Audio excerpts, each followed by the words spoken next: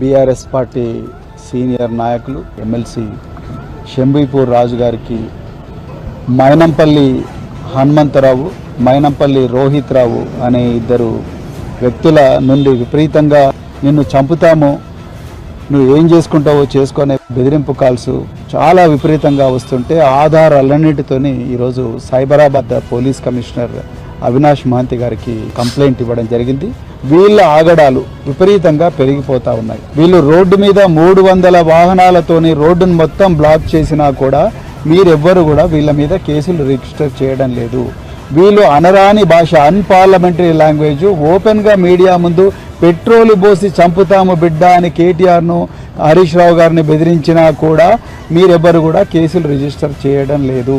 వీళ్ళ నేర చరిత్ర అంతా చూసిన తర్వాత కూడా మీరు వీళ్ళను పీడీ యాక్ట్ కింద జైలుకు పంపించే ప్రయత్నం చేయడం లేదు. కేసీఆర్ గారు మా అందరికి కూడా చట్ట ప్రకారం నడుచుకునే సంస్కృతి నేర్పించిండ్రు. వీళ్ళలాగా మేము కూడా వీళ్ళ కాళ్ళు ఇరుగొట్టలేక కాదు, మేము ఆ పని చేయలేక కాదు, కానీ చట్టాన్ని గౌరవిస్తూ, రాజ్యాంగాన్ని గౌరవిస్తూ కేసీఆర్ గారు ఏ విధంగా అయితే నడుచుకోమన్నారో ఆ విధంగా నడుచుకోమన్నందుకే సంయమనంతో రాజకీయాలు చేస్తున్నాం. ఇప్పటికైనా బుద్ధి తెచ్చుకోండి.